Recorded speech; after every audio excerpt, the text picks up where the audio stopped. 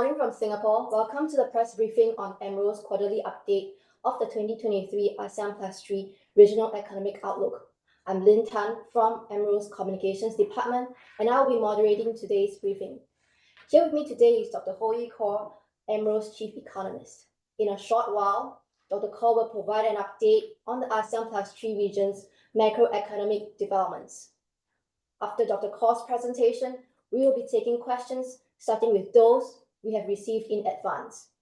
You may still submit your questions in the chat box located at the bottom right of your screen throughout this session. We ask you to use this function and not the Q&A box in WebEx. You may also unmute your mic to ask questions during the Q&A session. Please note that this session is recorded for AMRO's archive purposes. Before we begin, I would like to remind you to mute your mic during the presentation. I now invite Dr. Khor to take us through the AREO update. Thank you, Lynn. Oops, sorry. Good morning, everyone, and thank you for joining us this morning. Since the release of our AREO 2023 in April, global development seems to have improved. The IMF, World Bank, and many investment banks have upgraded their forecast for the global economy. Most economies in our region have also released their first quarter GDP. In today's briefing, I will be presenting how these have affected our latest forecast for the region.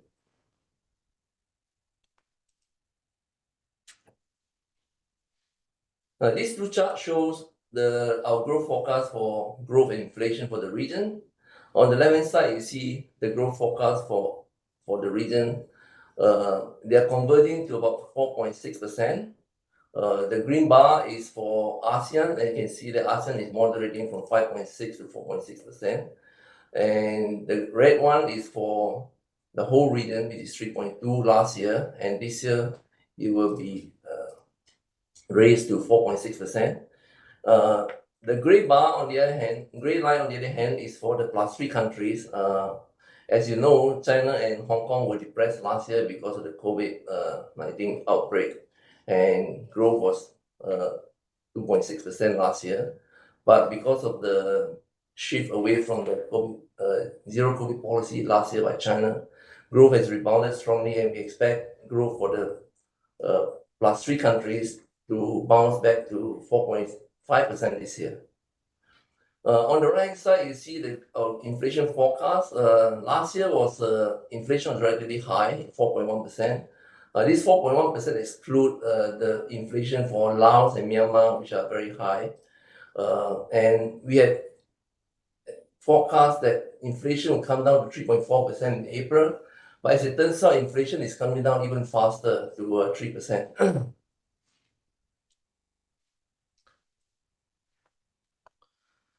Many of you will have seen this risk map. This is our risk map for the major risks facing the region. As you know, our baseline forecast can be derailed if any of these risks were to materialize.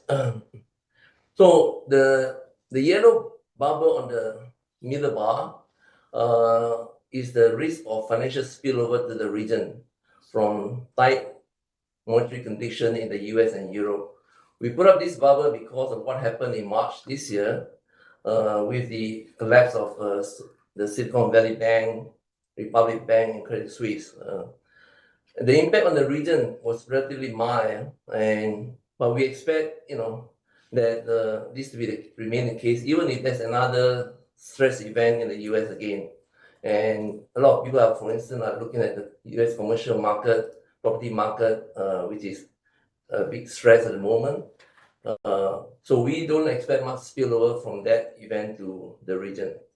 At the bottom, you see several bubbles. On the far left is the risk of a spike in global commodity prices. The risk has receded now, and we have downgraded this risk from medium previously to a low likelihood event. The second bubble from the left is the risk of a faltering in China's growth rate. And I think a lot of people are worried about the recovery in China, whether it's going to be sufficiently strong. Recent indicators have been relatively weak, and we are keeping a close watch on this. And if China's growth does falter, it would weigh on the region's trade, investment, and tourism outlook. The third bubble is the risk of a recession in the US and Europe. At the moment, it's a low likelihood event, but very high impact if it does materialize. The reason for this bubble is because inflation is still relatively high, although it's coming off. But the question is how far, whether it's going to be able to come down to the 2% target set by the US and Europe. And if it doesn't, there may be a need for further tightening of monetary policy. And this could precipitate a recession in the US and Europe. Further to the right is the medium-term risk. This is the risk of the strained relationship between US and China. We know that there's a risk of further economic decoupling between the US and China, and this was one of the scenarios put up by the IMF. And in that event, it's going to sever the close economic link within the region and between the region and the rest of the world. And this could be quite damaging for trade, investment. Finally, we have removed the bubble that we had previously, which is the risk of COVID-19, of another very infectious disease emerging in the region. So now we have put it together with the perennial risk of pandemic. I think many health experts will still say that the risk of a pandemic occurring in the next several years is a pretty high one.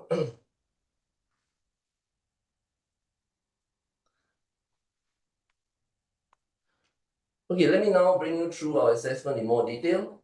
On the left, you see the growth rate for the US and Europe, and they are basically trending down, but they are still positive. But the risk of a recession is quite real, and you can see that on the far right, the bar on the right.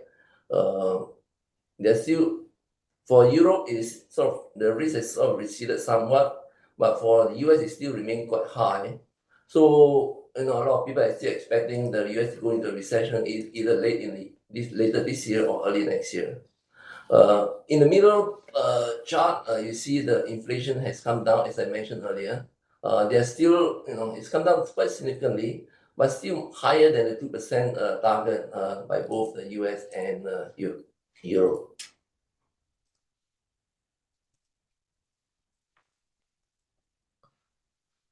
These two charts shows the PMI for manufacturing and services. And what's interesting is the divergence in performance of these two sectors.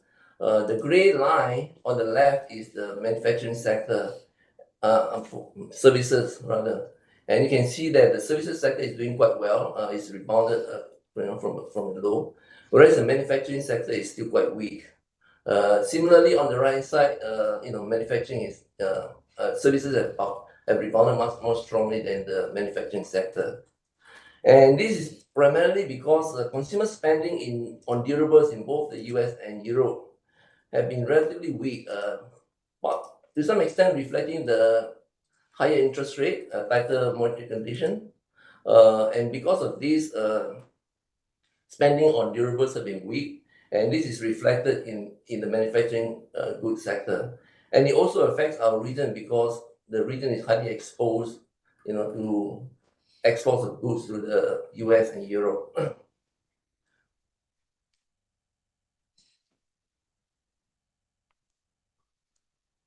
So you can see this chart shows goods exports from the region, the red line and the gray bar.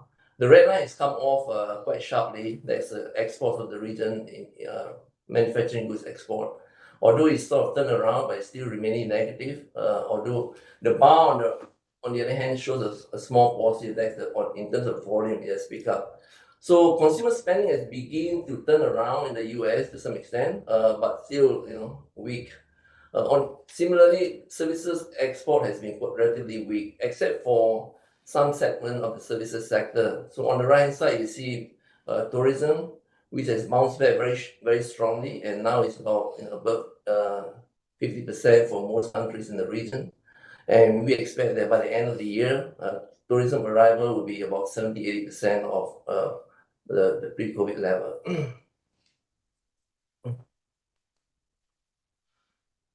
This chart shows that growth in the region was basically driven by domestic demand. The red bar shows the private consumption spending, and on the right hand side you see retail sales. Retail sales has come off for the ASEAN 6 country, but still quite strong at 7.9%.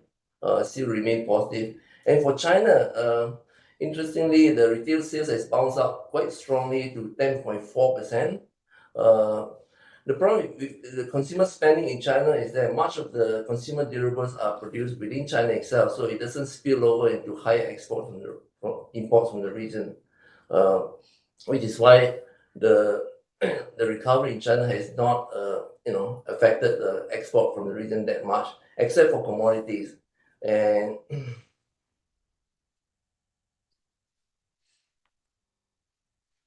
so this chart shows the inflation outlook for the region. Inflation has come off from its peak last year, but they are still relatively elevated point. And on the right hand side, you see commodity prices have also come off that peak. So inflation is coming down quite nicely. In fact, it's come down faster than we expected, although they're still above the inflation target for most of the countries in the region.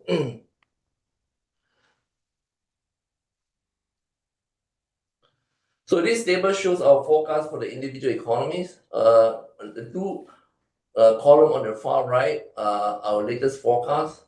And you can see that for 2023, this year, we have basically shaved down growth for several countries in the region. But we have raised the forecast for some of them, Hong Kong and Japan in particular. Now we expect Hong Kong's growth to be about 5.2%. Instead of 4.3 in April, and this is based on a very strong outturn in the first quarter. For Japan, we have also raised the forecast to 1.4 because of the strong first quarter number. In ASEAN countries, we have shaved down the forecast for most of the countries. The most significant one is for Singapore, Vietnam, and Brunei. Singapore growth, has been reduced from 2% to 1.3%, and for Vietnam, it's gone down from 6.8 to 4.4.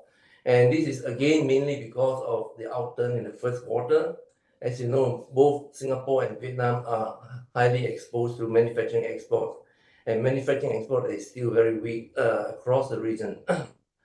But because of overall, the growth has remained at 4.6%, slightly higher than what we had back in April, so about the same. And for next year, we expect growth to moderate slightly to 4.5%.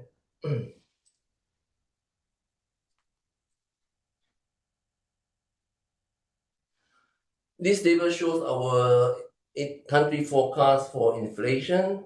Again, the two far right column shows our latest forecast, and you can see that we have shaved inflation mostly down for most of the country in the region, except for I think 2 countries basically, which is Laos and Myanmar. And those 2 countries, have very high depreciation of the currency, and that has kept inflation relatively high. For most of the countries in the region, on the other hand, inflation has come up much faster than we expected, which is good. So that provides more room for monetary policy to support the economy.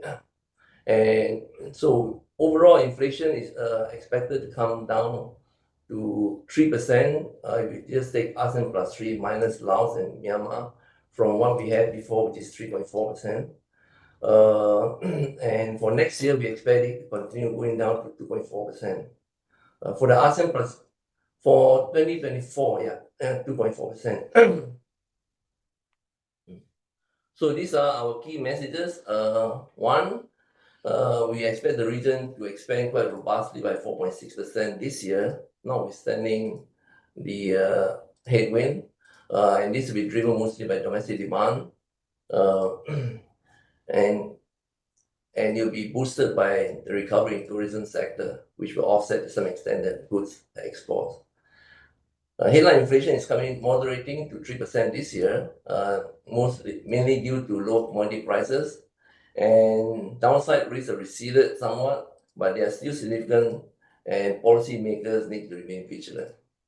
So let me stop here. I'll be happy to take questions. Thank you. Thank you, Dr. Khor, for your presentation.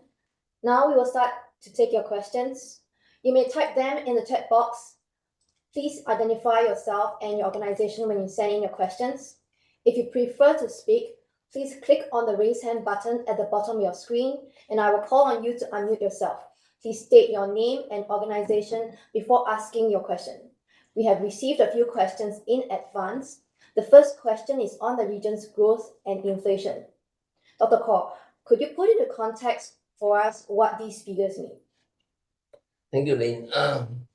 So we expect the region to grow by 4.6%. 4.6% is relatively close to, I guess, trend growth. The region is still recovering, facing some headwinds, and as a result, it's probably weaker than the potential growth. But if you compare the region's growth with other parts of the world, actually it's one of the fastest growing region. According to the IMF, the region would account for almost half of global growth this year. So it's a very strong growth, and we expect that you'll be able to sustain it mainly because of the recovery in domestic demand. And for inflation, as I mentioned, inflation has come out very faster than we expected. And because of this, many central banks have already paused their tightening normalization or tightening cycle.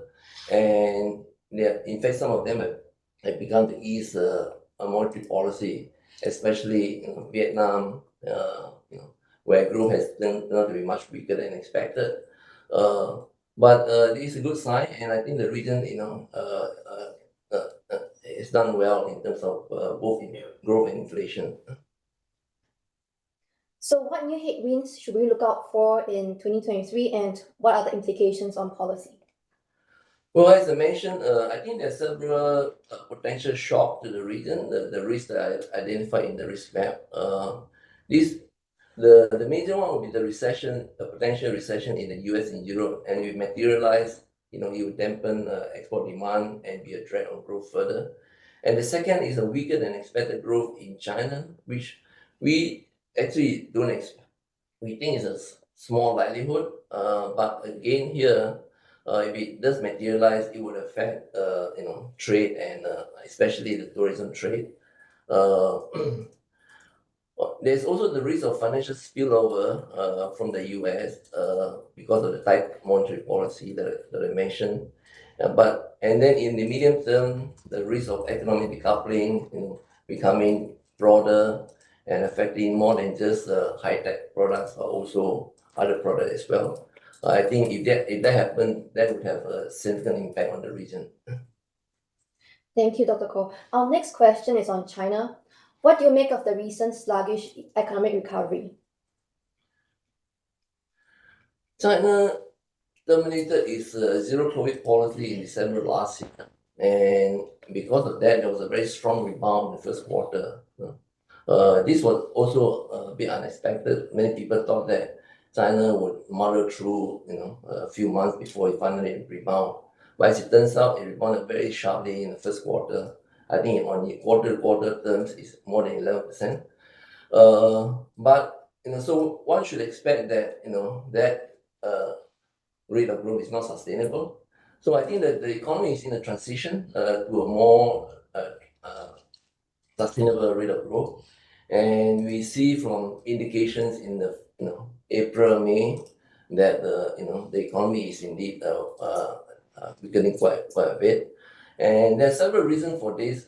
One is that the headwind from external side, as I mentioned before, exports have actually contracted now.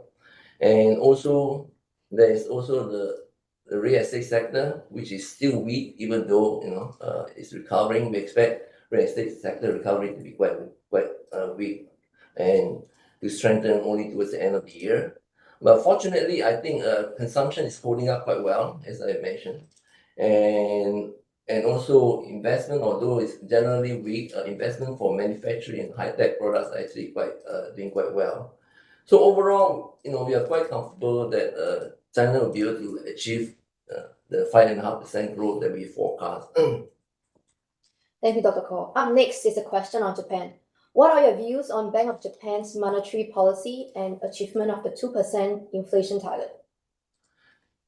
Yeah, Japan is for the first time has inflation of high inflation. So that's an improvement because Japan has been struggling very hard to get inflation up, whereas most countries are trying to keep the inflation down. And so inflation has gone up to 2.9% this year, which is higher than what we had expected. I guess the question for Japan is whether inflation can be sustained at a higher level, or whether it's going to collapse back to a pre-COVID level, which is very low. Our view is that there's a risk that inflation may remain high, and that the Bank of Japan should be more flexible in terms of its monetary policy. This was in our last report on Japan. So we feel that the BOJ, which is undertaking a review of monetary policy, should move towards a more flexible approach, because we think that inflation, even though it comes down, it's going to be hovering around 1%. And if it's higher than that, it's even better.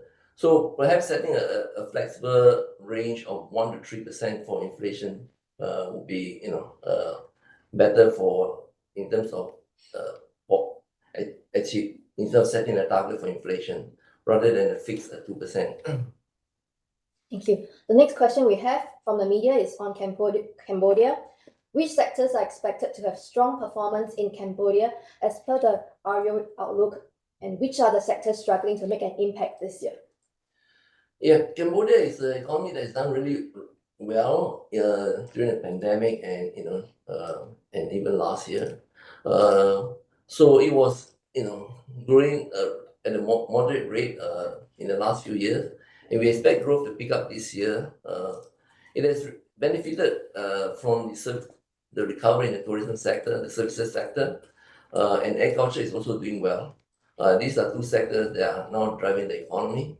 Manufacturing sector, the government sector, which is holding up quite well, has collapsed in line with what has happened to manufacturing export in the other countries in the region, and is relatively weak. Although for some of the other industries, it's still holding up well, such as electrical and vehicle parts, bicycles.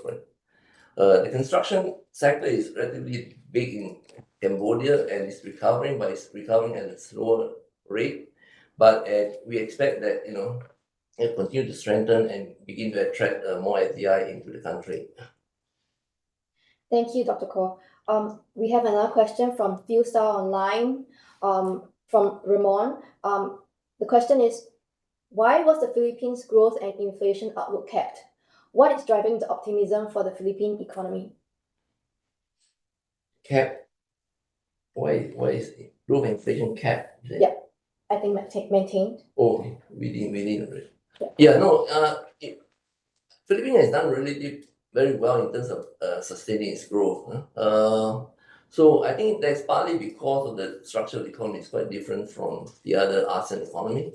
The ASEAN economies are much more dependent on manufacturing goods export, whereas in the case of Philippines, it's much more service driven economy.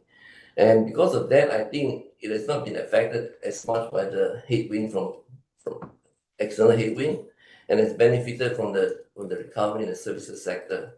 So we expect growth this year to remain about the same as previously, at 6.2%, I think. And inflation, on the other hand, increased more sharply than we had expected last year. And on the other hand, it's coming off very sharply now. Although because of the high base in the beginning of the year, we expect inflation for the whole year to be about the same as as last year. I think it's 5.8%, but I don't have the number in front of me. That's unfortunately. Another question is also on the Philippines. It's from Rule from Malaya. So how much of the forecast took into account the latest indicators of a slowdown in China, as well as the ongoing trade war between the US and China, where each country is one-upping the other on their trade restrictions? This is a country-specific question for the region. For the Philippines as well. For the Philippines, yeah, we have already taken into account the for this round of the update. The most recent development that has happened, both in China and also in terms of the trade war that's going on between the US and China. In the case of China, as I mentioned, we are still relatively optimistic about the growth being of 5.5%. Of course, everybody is looking at the latest development, and if turns out that the real estate sector is weaker than expected, or there's a recession in the US, growth is going to be much weaker, and that's going to affect or rather affect the rest of the region in terms of tourism trade and investment. On the issue of the trade war between China and the US, so far it's been pretty narrow in terms of affecting the high-tech product, semiconductors. And I think the most recent visit by Yellen, is quite positive because they are trying to set a guardrail so that it doesn't spill over to other parts of the trade. So I think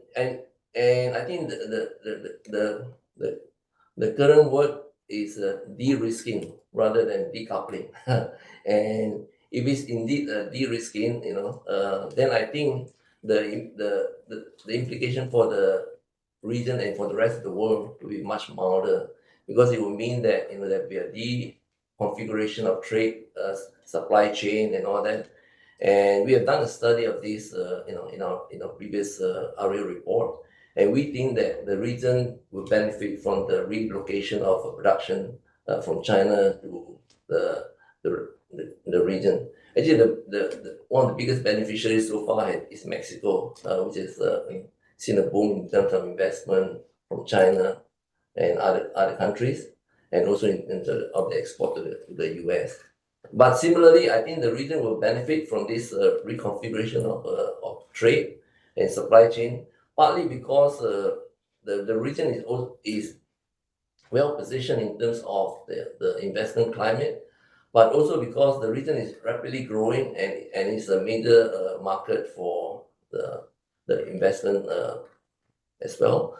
So we feel that if this decoupling, this tech war between China and the US can be contained, and to just hide that product, then the spillover to the rest of the world is going to be quite mild, and there could be a reconfiguration of the supply chain, and some parts of the world will benefit, and include, especially we feel confident that ASEAN will do well in this. Thank you, Dr. Khor. The next question is from Nanyang Xiangpao. Could you please explain again why the service PMI are higher than manufacturing PMI in Europe and US, and how would they affect the ASEAN export? Yes, as I explained earlier, the PMI, for manufacturing is much weaker than for services. And I think that partly reflects the fact that interest rate has gone up in the US and Europe, and that's affecting consumption of durable goods. New car sales in the US has basically weakened very sharply. Similarly, in Europe, and Europe, of course, is also affected by the impact of the high oil fuel prices because of the war in Ukraine. So because of that, goods consumption has basically collapsed or weakened very sharply. But fortunately, services is still doing well, and we see that in the labor market in the US and also in Europe, where although even the labor market, I think that signs of weakness emerging now, but they have held up quite well, and because of that, they've given a boost to the services sector. Thank you, Dr. Khor. Next question is from Malaysia's National News Agency. So, what is your view on Malaysia? The inflation projection is at 3.1%, while currently at 2.8%. Do you expect growth to moderate for Malaysia as well? Yeah, growth will moderate for Malaysia this year for sure because of the very strong growth last year. Last year, growth was 8.7%, which was one of the highest in the world. So we expect growth to moderate to more, sustainable level this year. I think our forecast is 4 point. Let me pull out the chart. I don't have it here in front of me.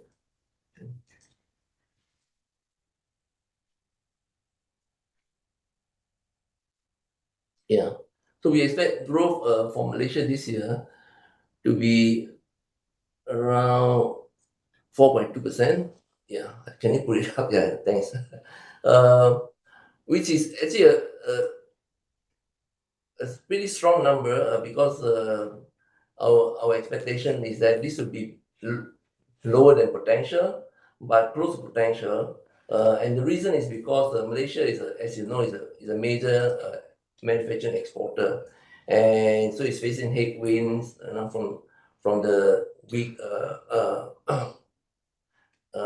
demand from the West, Europe and US.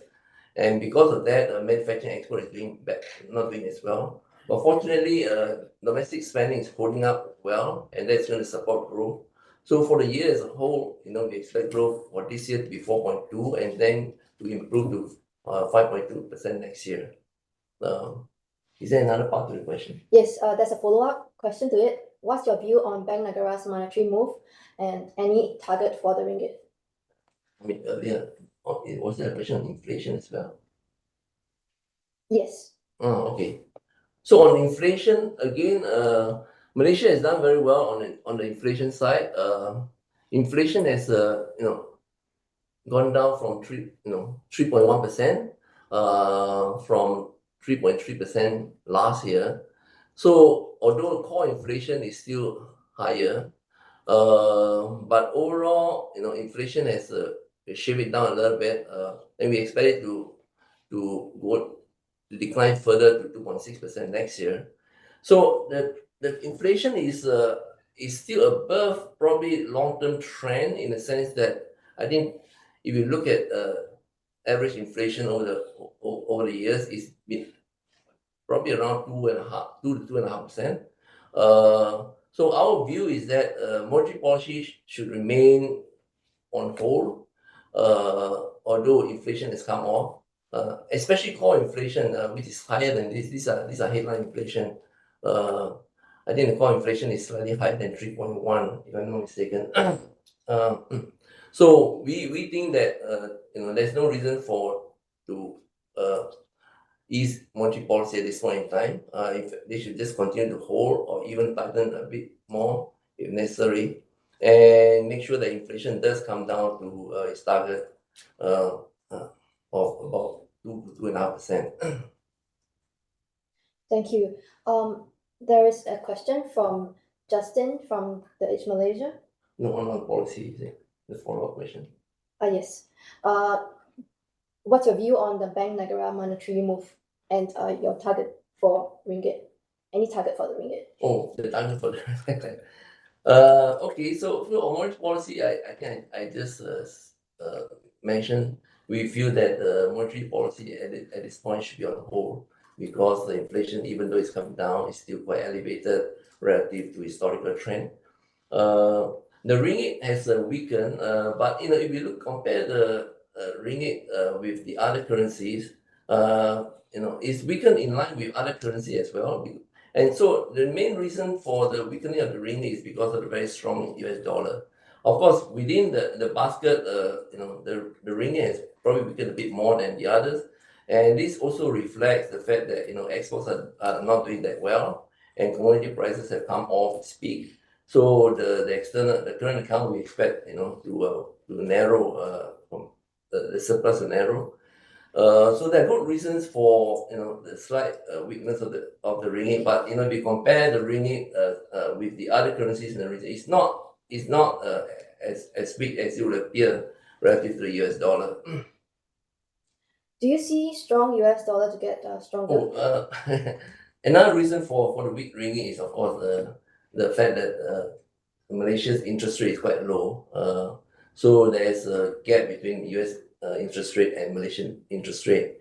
And so, I think there's a bit of a carry trade going on where the ringgit will weaken because of the lower interest rate. Okay. I have another question. It's a follow-up question from the Edge Malaysia again. It's do you see strong US dollar getting stronger in view of the Fed maintaining and to continuing its hike and to continue hiking its interest rate? And how does this impact the inflation for the region, especially Malaysia? Yeah, so the US dollar is already quite strong, and I think the indication from the Fed is that they would keep monetary policy tight until inflation is back down to its 2% target. So there's this uncertainty about how the inflation dynamics in the US. Although it's come off from its peak, it is still quite elevated relative to its target. So I think most analysts feel that if the inflation remains above target and the Fed will likely increase its policy rate by another 25 basis point or even 50 basis point, and in that event, it could cause the economy to weaken more sharply and trigger a recession in the US. So that would be a major risk that I mentioned earlier in my presentation. Okay. This is another question from the New Straits Times from Malaysia. Is Malaysia's government inaction in responding to the sliding and weakening of the ringgit a cause of concern? And pegging will most likely not be an ideal solution. So what should Malaysia do? I think in our view the ringgit is not unduly weak, and it's mostly driven by market forces, reflecting the spread in the interest rate as well as the weakness in the external sector. The economy, in terms of growth, is doing quite well, and so we don't see the need to take measures to try to strengthen the ringgit. Obviously, we have, in our view, judicious intervention is may be necessary sometimes to smooth the volatility.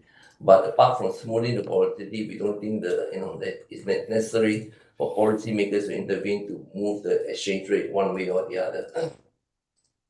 Thank you. Before I move on to Indonesia, I have another question on Malaysia. So AMRO has maintained the GDP forecast for Malaysia. Can you share some of the tailwinds and headwinds and tailwinds? What forecast? Malaysia. What are the tailwinds and headwinds for Malaysia? I think the tailwinds and headwinds are the ones that I've already mentioned. Headwinds are the weak external demand arising from mainly because of the export to the US and Europe has been relatively weak, and also commodity prices have come off. On the tailwind side, I think what we've Malaysia is benefiting from the recovery of tourism, and I think that's going to continue to improve in the coming months because if you look at the data, the tourist arrival from China has not fully recovered to pre-pandemic level yet. So I think there's still a lot of scope for the services sector to improve. Other than that, I think there's no reason for big stimulus package. On the other hand, we do feel the need for government to take targeted measures to support the vulnerable groups and those sectors that are lagging behind in the recovery. Thank you, Dr. Khor. Our next question is from Jessica of Business Indonesia. How do you see the prospects of the Indonesian economy? Well, Indonesia has done very well. This year, we expect growth to moderate to 5%, which is about the long-term average. It's lower than last year, which is 5.3. So in our view, the Indonesian economy has held up very well, and is mainly driven by domestic demand, and it's also benefited from the terms of trade that in the last few years because of the increase in fuel prices. So the external sector is very strong, and they've also managed to consolidate the fiscal position. So on the macroeconomic front, I think Indonesia has done well. The growth is high, and inflation has been capped. It's already beginning to come off, and the policymakers have been very proactive in raising rates when inflation was rising, and now they are on hold. And with which is the right thing to do, because although inflation has come off its peak, it needs to come down by more. I think it's fallen below 4% now, so it's within the target range. So there's scope for Indonesia going forward, maybe to ease policy if the economy will weaken further and if inflation continues to trend down. Thank you, Dr. Khor. There's one question from Manila Times. What's the reason behind maintaining growth and inflation forecast for the Philippines, and upside and downside risk on the forecast?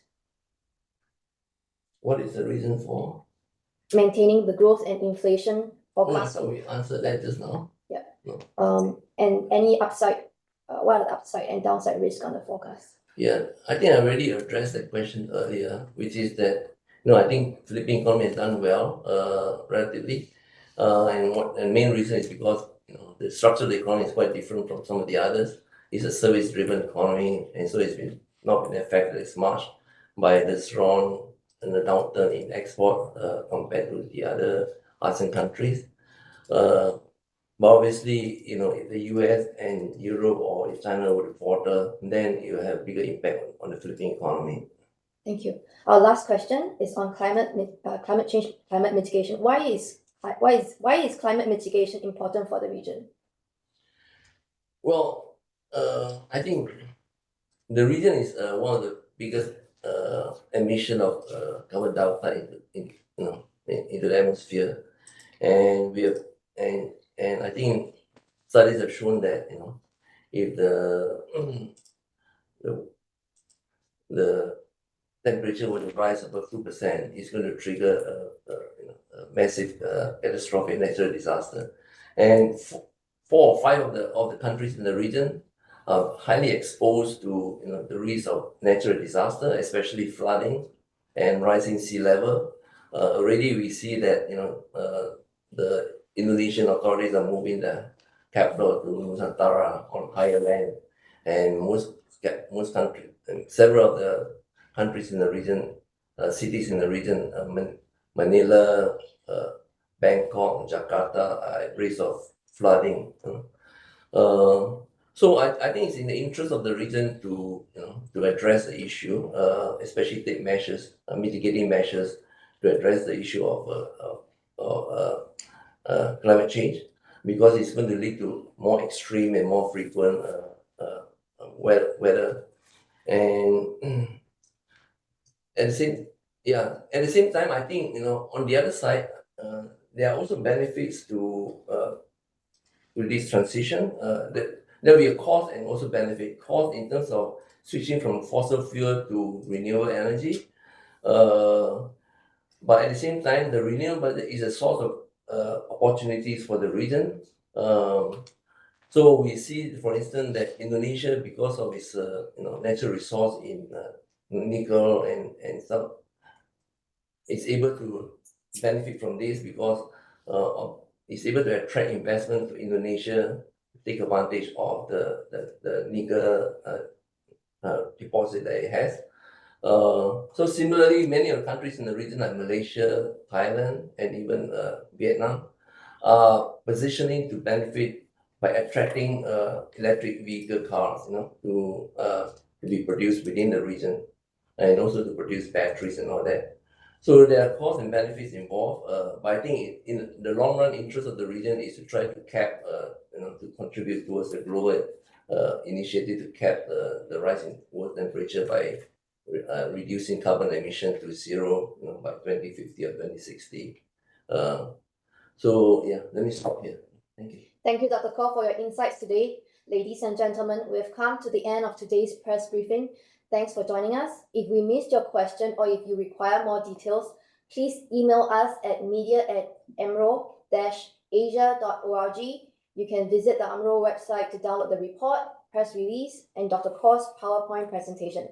And if you would like to give us your feedback on today's press briefing, please scan the QR code on the screen. Thank you, and I hope to see you soon.